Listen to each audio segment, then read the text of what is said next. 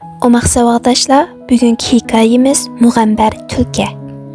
Buvaylarning aytishicha, mahallimizga yaqin o'rmonda hayvonlar orasida odamni o'ylantiradigan bir ish bo'lganmish. Bu ishning rost bo'lganligi yoki bo'lmaganligini hech kim bilmaydi ekan. Ammo bu ish hozirgacha so'rovlarda doim tepishmoq o'rnida aytildi ekan. Siz buning qanday ish ekanligini bilishni xohlamsiz? Undaqda men sizga buni aytib beray. Bir kuni tulki uzuq izlab ketib berib, iyiqqa uchrab qopdi. Iyiqning qo'lida 4 bas savzi bor ekan. Buni ko'rgan tulki iyiqning qo'lidagi savziga qiziqib qopdi. Buni qanday qilib qo'lga tushirish ko'yda chora izlabdi. Ammo muvofiq bir chora topolmabdi. Oxir Mug'ambar tulki iyiqqa qarab, "Ey qadash, menda 2 bas savzi bor. Hammani qo'shib sho'rpa qilib ichmaylimi?" debdi. Tulkining bu gapini anglagan iyiq qilcha o'ylanmayla darhol ma'qul bo'pti. Iyiqning javobini anglagan tulki ich-ichidan xushal bo'lib ketibdi. Shunday qilib, ular sho'rpani tayyorlashga kirishibdi. Bir hazadan keyin sho'rpami tayyor bo'pti.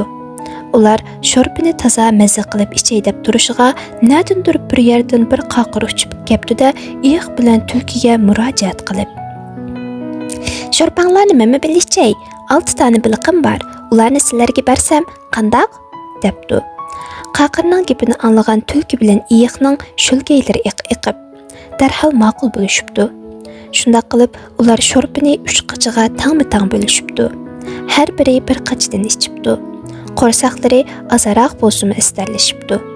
Bir damdan keyin qaqir biriqlarni ularga berib, xo'shlashib, yana uzuq izlab o'z yo'liga ravon bo'libdi. Qaqir ketgandan keyin tulki bilan iyiq qaqir bergan biriqlarni bo'lishni tikkapdi.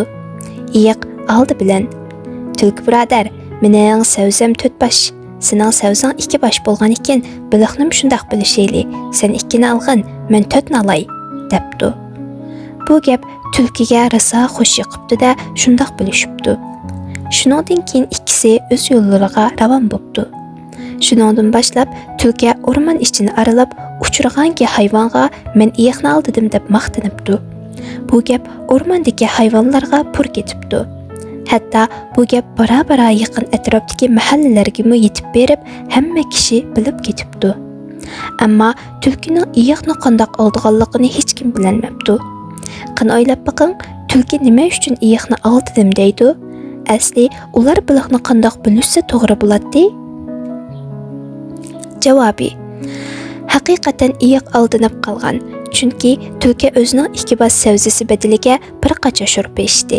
Demak, qozonga qo'shgan savzisini o'zi yeb bo'ldi. Qaqir ichgan bir qacha sho'rpa badiliga kelgan 6 tane biliq albatta iyiqning bo'lishga tegishlik. Buningda tulkining haqqi yo'q edi. Iyiq hisobni to'g'ri qilmay, tabiiy holda tulkiga aldinib qoldi.